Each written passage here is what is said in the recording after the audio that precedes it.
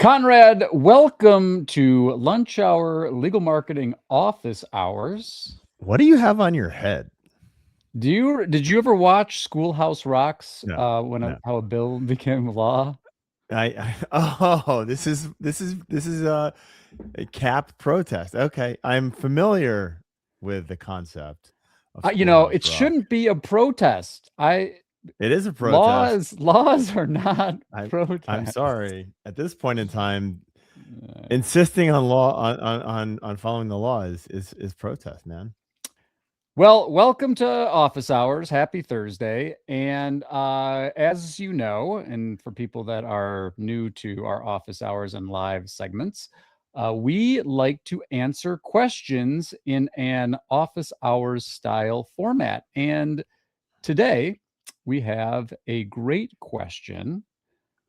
This was actually, I'm going to ask it anonymously, because I don't have permission from this lawyer to share this publicly, but it's a great question. And it's something that there's a bigger, when I ask the question, you're going to be like, yes, this is a softball. But anyway, let's give a shout out to the Best Era community.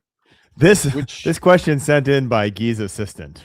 This is a real life question. I had an assistant, or not, a coworker who would sit in on a lot of our calls. And when no questions came in, I could always tell when she was sending me a softball. It started to get embarrassing. Anyway, this is not the case. We got a real question. Not the case. This is real. It wasn't directed at us. I don't even know if this person listens to Lunch Hour Legal Marketing, but this is a real live lawyer question from Best Era. Shout out to Best Era crew. Anyway, the question is, are these numbers okay, dog poop, or something else? And it's a chart. It's a screenshot from Google Ads. Okay, it's poop. Dog poop. Dog poop. If it's from Google Ads. Done. Next question. See, it was a softball, but let's dive a little deeper. Ryan McKean actually jumped in and he asked some follow-up questions, including how many cases did this campaign turn into and what is the value of a case? Great questions. I'm not going to read the responses, but what I want to talk about is this. I see this type of question all the time. Is this good? Are these numbers good? And there's so much freaking, it depends. And unfortunately, and you can maybe have a different response. I'll let you chime in here after my mini rant here. There is no shortage of lawyers and experts, guru, ninja consultants to jump in and say yes or no based on no knowledge of the firm, no knowledge of any of the details of the campaign, no knowledge of the business metrics. And people will say things like, yeah, it's great, or no, that's terrible. And mostly it's no, that's terrible, because they're trying to win your business. And so they, it reminds me so much of the website grader hack, right? So, there's lots of that going on right now. The AI website graders are everywhere.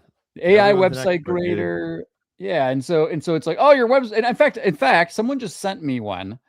And it was like, oh, your website, your core vitals of your website speed are horrible and blah, blah, blah. Let me do an audit and blah, blah, blah. And I'm like, and I know, I know this game, I've been doing it a long time, but we've got to stop asking this. Is this good?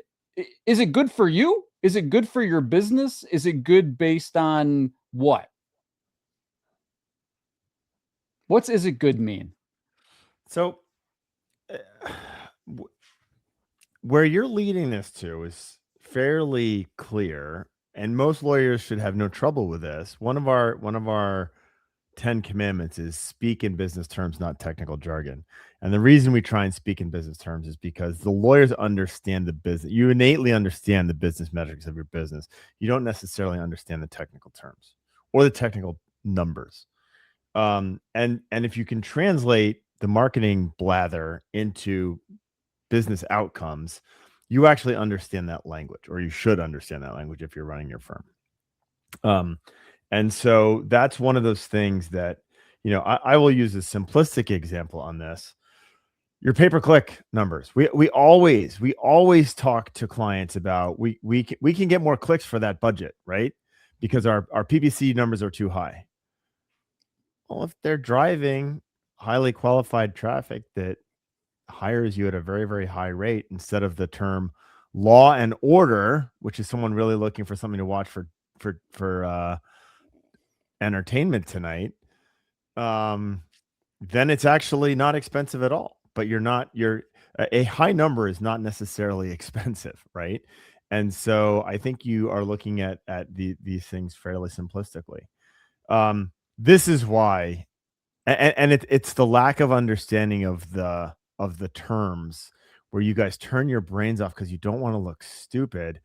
And what really happens is you end up being stupid. Sorry to insult the audience again, because you are chasing marketing numbers instead of the business metrics that you fundamentally understand. So totally with you. Let's dive deeper on this part. Let's say, got you, Conrad. I see this, I'm looking at this chart and it's got all this trash Google Ads stuff in there.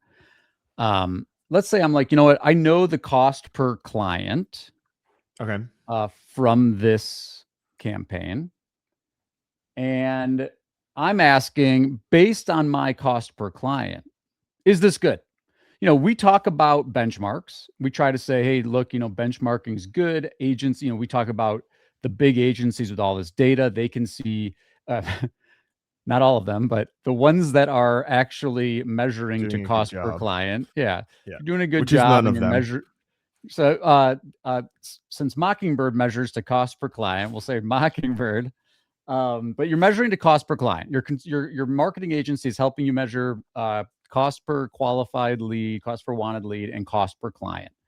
And then they ask you, "Is this good?" And and again, I'm gonna do mini rant, then you can go. I'm still like, I haven't. There is no there. It depends. Is it working for your firm? So, and in fact, on this thread, they dive in and they're sharing cost per clients. And another lawyer came in and said, based on the cost per client number that the lawyer shared, they said, I'm in a similar practice. I'm in a different location, obviously, but based on the cost per client that you're getting, it would be amazing for my firm. And so again, my point here is that what's amazing for one firm might be like, I don't know if this is working for my firm, and it might not work for other firms. And we just talked about this on our last pod, and this will be published soon, so I don't want to give too much of it away. But the point here is that the business metrics, they're different for different firms based on growth phase, based on size, based on tech adoption, based on all these different things. And so I'm like, yeah, I get it. Benchmarking is valuable. Like, I want to see how I compare to similarly situated firms, but really I'm benchmarking against myself. How did I do in the past? How am I doing on track to hit the goals that I have set to try to hit? Otherwise, you're going to be out there. People are going to be like, yeah, it's amazing. No, it's not good. Yeah, it's good. Oh, call me because I can destroy this cost per client. Act now is a free and 30-day limited time offer. I'll double your revenue. In 3 simple steps. Right. What do you think? Where am I wrong on that? So I think the one part of this that we shouldn't ignore is, okay, we know the cost per client. The cost per client works for us, given this budget. I don't think we should ignore the expertise. And I'm assuming we're talking about pay-per-click campaigns because we're talking about direct response. So let's call that out. We're not talking about a very muddled, fuzzy, multi-touch attribution modeling situation. We are talking about direct response, pay-per-click, or LSAs, right? That's got to be this game.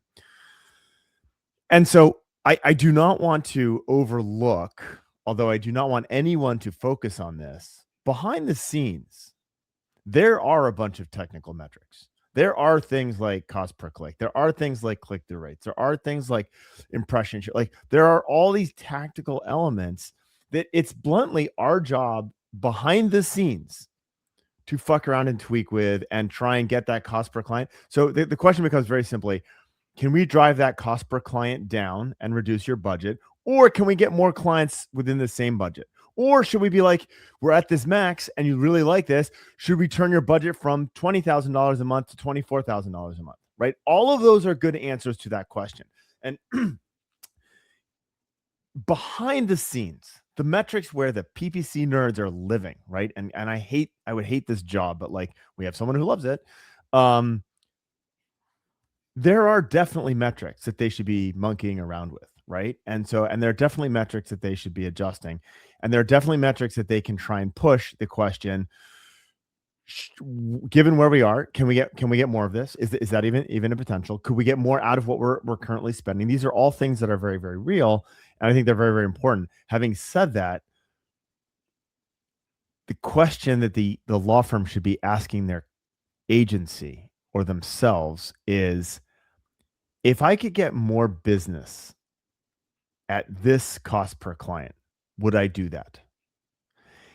Or, and especially in pay per click, if I could get more business at 20% more cost per client, would I do that?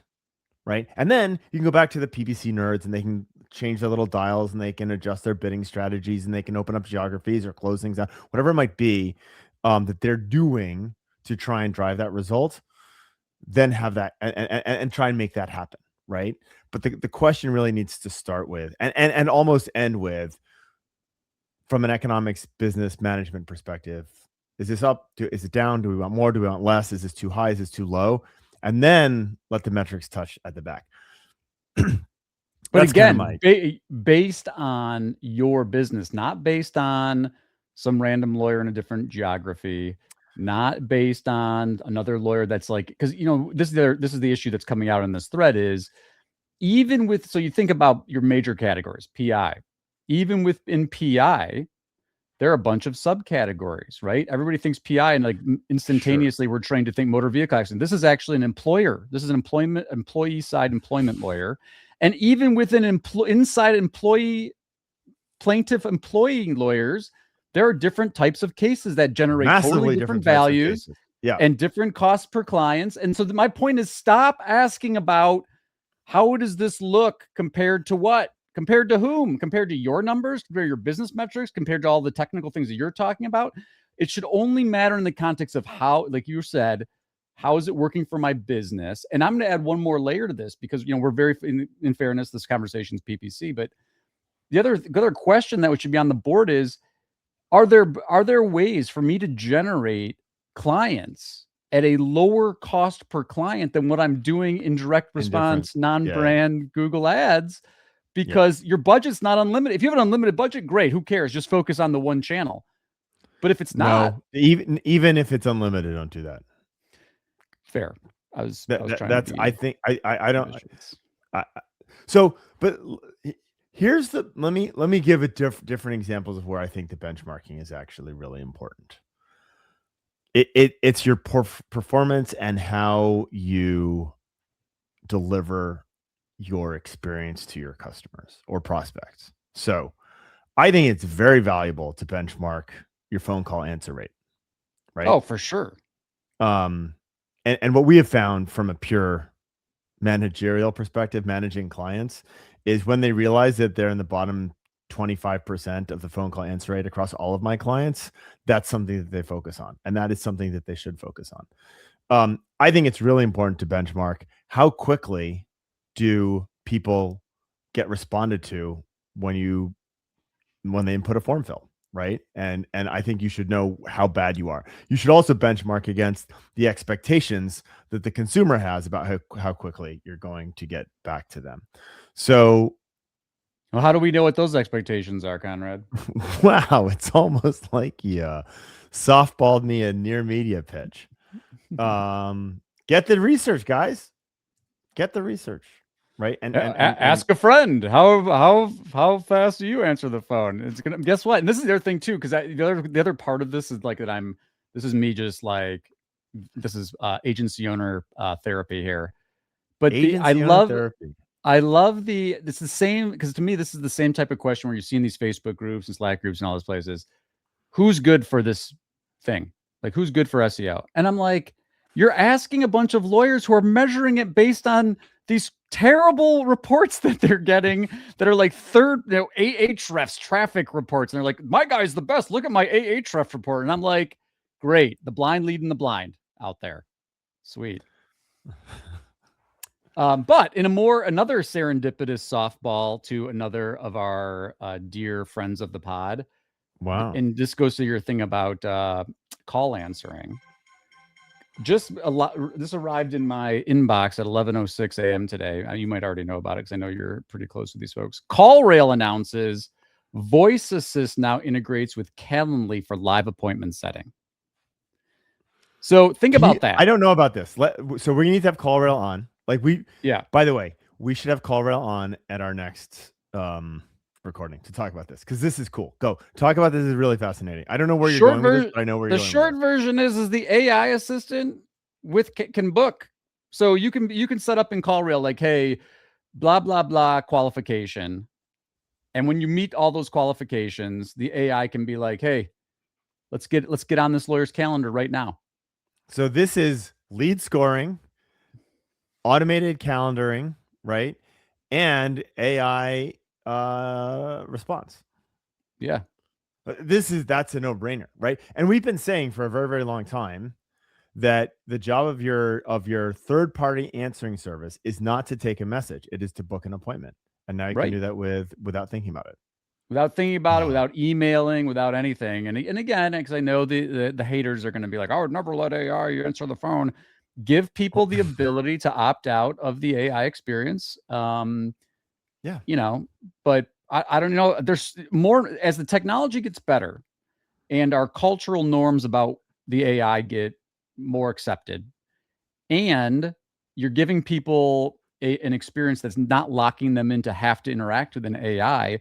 I think there's a lot of context where this is going to make sense for folks. I call the firm. It's 3:00 in the morning. I'm calling the firm. Yeah. The AI. I'm dealing. I know I'm dealing with the bot. The bot's trying to do as much as it can to it's trained on trying to use empathy and stuff like that. But you're like, hey, there's no human available to assist you right now. It's 3:00 in the morning. Yeah. Let me book something with you for 8 a.m. tomorrow morning. I mean, that's going to stop the search. So that's what I was going to say. Stop the shop. Remember Stop the shop. The old intake consultant word, like the whole catchphrase was stop the shop. Your job is to stop the shop and get them to not go back to Google and look at the next person. You can now book them. And like we've been preaching this for a very, very long time. I can't remember who, maybe we're throwing too much love at McKean. It is McKean who said this. The real advantages.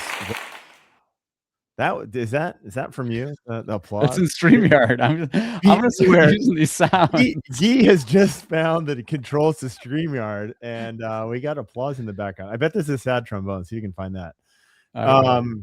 Anyway, the whole point of this is to find ways that AI is going to make things better, as opposed to not necessarily looking to revolutionize your practice. What are the things that we can make better on the consumer side and for the law firm side? And this is an obvious no-brainer. I am not surprised this is coming out of CallRail. But yeah, is there anything more you can share from that? I did not see this morning. I don't know. How does it work? Blah blah blah. It works with Calendly. Does it? So I guess the question would become for me, Guy, and this would be fascinating to see if we can work with CallRail or some of our clients, getting that instead of necessarily just working with Calendly. How can we get that integrated with a Lawmatics or a Lead Docket or something like that? That would be super cool. Regardless, I'm pretty sure you can stitch Calendly together into the calendaring system within like a Lawmatics, for example. So like I'm pretty sure that you could make that happen. But that's a no-brainer, right? Absolute no-brainer, and obvious use of AI in a very intelligent way. Yeah, stuff's moving fast. I get that there is reluctance, and in fairness, like a lot of we've listened. We should use our usual disclosure. We're investors advisors to Capture Now. The Capture Now has come a long way in the short time that we've been involved with it, and I just see this. This seems to be a no-brainer solution for many contexts, not all contexts, but many contexts for intake. And I think that, consumer expectations are going to evolve around this. And, look, it's not for every firm. Some firms are going to say, I've talked to lawyers who say this, they're like, look, my competitive advantage is that I do intake myself. And I'm like, you can build a firm around that. Your people that call you that expect you to respond at 3:00 in the morning, like those are going to be your clients. And they would be like, that's fine. That's fine by me. If people are coming to hire me, and I've made a big thing about this I'm always I'm such a jerk about this, but I'm like, I make fun of the lawyers who are like, if they want to get a hold of me, they'll leave me a voicemail. And guess what? Lawyer people that are referred to you, maybe they will. Hey, so and so sent me your name. They said that you're the person I have to talk to. They're going to give you some grace. People calling at 3 o'clock in the morning on a non-brand direct response Google ad, a local service ad. No way. They're going to five. There's five other firms are getting the lead right away. Like it's a race, and you might not want to play that game. You don't have to. Stop But the shop. know what kind Right? of game you're playing. Yeah. I mean, again, this goes back to this original thing of the agencies, the consultants, the marketing people, they will sell you on the thing that they do. So they will sell you on PPC, regardless if PPC is the right thing for what you're trying to build. And this is why I talk about playing all the chess pieces and seeing the entire board. I think it's very important to understand that the marketing ecosystem is so complex at this point in time, and there are some channels that work for some clients and some channels that work for other clients, and understanding which of the chess pieces to play, that's the critical piece right now, and that's what's missing among agencies. Wow. Jeez. Give you a gong. Oh, I was thinking about this. Speaking of the gong, you know how we're talking about doing the Lunch Hour Legal Marketing Summit. I didn't talk to you and Jessica about this the other day, but I think we should do this. We're going to have a small number of endorsed sponsors at the event, and associated with Lunch Hour Legal Marketing. I was thinking what we should do is every time one of those sponsors is mentioned from the stage, wouldn't it be cool if we could have a light up on their booth and like a gong? So like we could call attention. Wouldn't that be cool? That'd be awesome. I have no idea if Acme Feed and Seed has that capability, We're gonna stick Jessica like on a ladder with a big flashlight. Jessica loves working 20,000 on Lunch Hour Legal Marketing. Yeah, that's true though. You just get a really super awesome flashlight. You could do it. We could do it from the stage. We could just shine it on from the stage.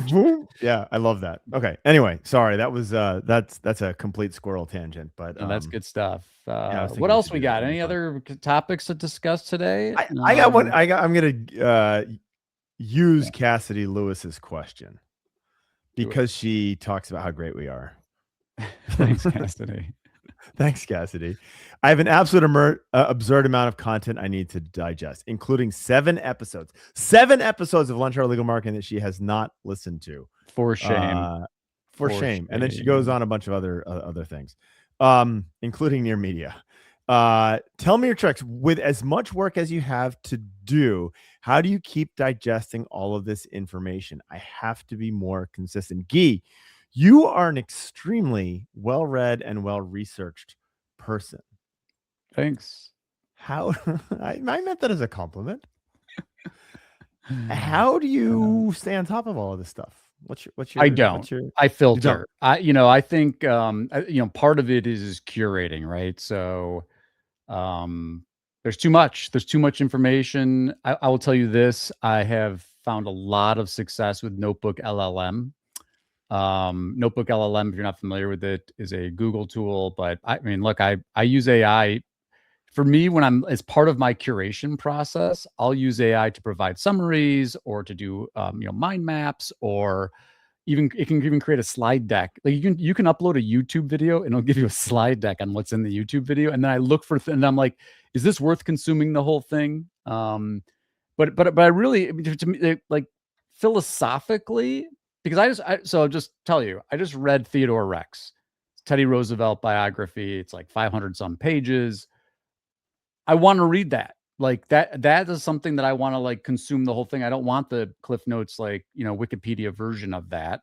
But I do think that the answer to the question is that you've got to find ways to prioritize what you're consuming, and not all sources of information should be given the same weight. I mean, that's the challenge of the digital age. Everybody has a voice, everybody has a platform. How do you curate and filter where you prioritize your consumption time? I think that I approach that from a very different way, but you just don't do it. No, I don't do it for 90% of the voices. There's Right. so much bullshit out there. Yeah. I'll use search engine land as an example. That used to be the place to go to learn anything about search. And there's so much garbage in there at this point. I mean, I'm an author, so I probably should not be besmirching search engine land, but like there's a whole bunch of garbage in there. It used to be very definitive. Um, and so you haven't found sad trombone yet? It's not on here. We'll have to add it. Okay. Okay. Um, I mean, they've just published things that are even within the legal industry have been factually inaccurate. And I would say this is exacerbated with AI. I Yeah. have a very small list of opinions, and these are opinions that I care to read about AI and local search for that matter. Mhm. Because everyone is full of shit when it Well, and comes I'll to tell AI. you another nastiness because you brought the AI thing. There are peoples whose opinions that I valued that I no longer value because they're just decided to pump out AI content. Oh, you mean AI content? I mean Yeah. content about AI. Oh, okay. Because a Sorry. lot of those, I don't want to cast aspersions at search engine land, but there are websites that I used to consume that I'm like, oh, this is pure AI slop now, being attributed Yeah. to an author that it's not actually what they wrote, and people are doing this on their own. And to get really meta about it, sometimes that AI slop content is on the topic of AI and ranking in AI. This morning I had to rewrite our newsletter. I have an AI bot that writes in my voice about the things that we talk about, and I read it today, and I was like, I can't even. We have to. I can't use any of this. I can't use. Just laughter. What happened there? Um, so Yeah, no, I spent as much time rewriting it basically from scratch as where we started out. No, but I thought I was referencing people proclaiming themselves to have figured out AI and mastered right. the black Reverse box that is the engineered it. They we reverse are the engineered it. masters. We know how it works, and you just pay me and we'll figure it out. We know better than the people who created it. We know better than Anthropic CEO. We know better Yeah. than the guys at DeepMind. Like we know it, and we will sell it to you. And guess what? It's not that expensive. You can get it at you can get it just from some It's really 3 consulting, easy steps. some coaching. Um, we recorded yesterday about the drop in stocks in legal tech stocks in Oh Europe. man, yeah, That article was copied by CNN today. It's up on CNN. I'm trying to find it right now, but that also hit CNN. For those of you who this believe is in, exciting. yeah, it's fascinating. So Um, yeah, I'll give you my. Well, go ahead. I don't. You brought this up, so you guide the conversation where you want to Well, take. there's if you're a CNN subscriber now and believe in journalism, there's an article, I'll throw this up here, called "The AI That Spooked the Stock Market Just Got a Big Update." So very, if you're following AI, and this is specifically about Anthropic, but we'll throw this in the chat. It's probably just me and you. But that is an article well worth reading. It is honestly a recycled article, probably rewritten with AI. I think it was in the Atlantic that we talked about yesterday. Was it in the Atlantic? I can't remember. I can't remember what the initial source was, but this has just been rewritten by CNN. And fascinating to see how this has impacted stocks. Yeah, I think this is a very exciting time. And as we talked about on the pod yesterday, the thing I'm so curious about Oh is shit! I thought that oh was no. I thought I had given you the CNN link. I gave you the StreamYard link to log into the conversation that we're currently having. No, you gave me the Oh, CNN one. oh, I'm trying to all right, share good. it, but my Okay. screen is like not formatted appropriately or something. But Okay. let's see if I can. Oh, here I can do it. Oh, Is there that you it? are. I've lost you. There we go. Now we're, yeah, there you go. Okay. Oh, I'm getting all the Great, Oh CNN. yeah, Thanks for the only subscribe. $70 to I be can't the informed ad about. is so big, I can't even see what the Great, content is. good job, CNN. Great example. Hey, the great example of how not to do your website. The AI that spooked the stock market just got a big update. There it is. What a great, case study for us. Anyway, here's my thing about this, I'm so curious about. The whole so much of the pitch for these specific, application specific things is that, hey, our AI is going to be better because it is grounded and trained in whether it's legal research and data, your firm's data, more specific than the general foundation models. And Vals did this benchmarking study. And again, I'm not saying it's the end all be all, and I'm sure that a lot of the legal tech folks would say, "Oh, you can't keep talking about Vals; it's a trash benchmark and blah blah." But they haven't come up with a better one so far. So balls in your court, legal tech folks. Um, the Val study's like, yeah, guess what? The foundation models, they do pretty well. Now, the interesting thing is, everybody beats human beings, which is bad news for human beings. La, But la, la. legal tech specific or legal specific versus foundation models, the benchmarks, at least to this point, and folks, if you're watching this and you've got benchmark studies or research on this that is contradicts the Val study, please send it to me. Please DM me because I'm looking for it. I haven't seen it. In fact, to his credit, Jack Newton from Clio did an AMA on Reddit and addressed some of this stuff. So I would go check Jack's AMA on Reddit for some of his viewpoints on this. I mean, he makes a lot of really good points too. I don't see how we can't be. I mean, regardless of what your views on all this stuff is, there should be an accountability to benchmark the quality of the tool against other tools. Anyway, so the point being though, if the hypothesis is wrong, Conrad, if the foundational models, Anthropic with this legal plugin is just as good, we're in a world of hurt. Yeah.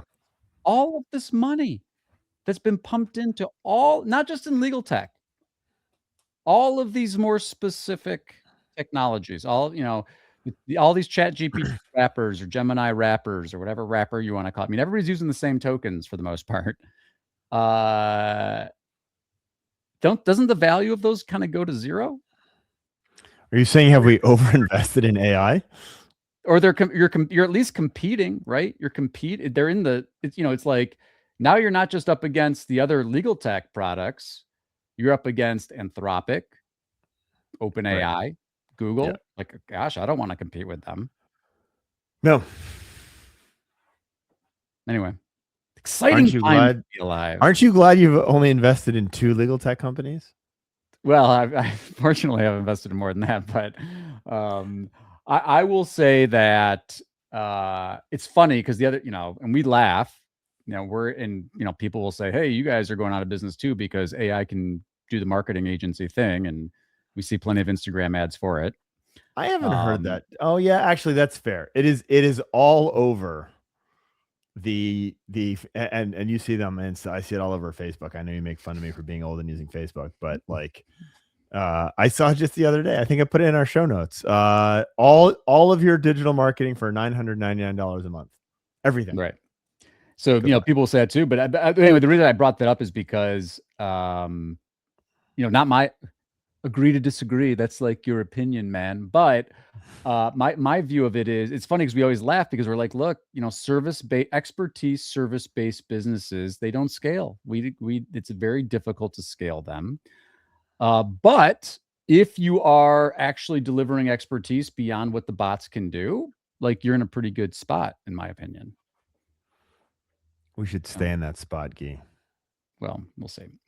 What else? If you're watching this office hours, and for some strange reason, you would like to see more of Conrad and Guy, we are doing a webinar immediately after this.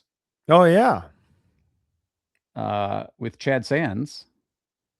What time is that? I'm going to check here. That is at noon Pacific time, or 3 3 Eastern p.m. time. Eastern. How to Yeah. choose the right legal marketing agency for your personal injury law firm. That's exciting. Bet you have some thoughts about that, Conrad. Well, aren't we supposed to say you should hire someone from Montreal Legal Marketing? Goodbye, thank you. Is that That's it. that's it? We're Goodbye. out. All right. So now you don't have to listen to me and Chad and Key. No, well, there's a great outline for this. It's going to be a good conversation. I suspect we'll make a handful of unfriends. See you then. Until next time, Guy and Conrad and Guy, lunch our legal marketing office hours. See you next week.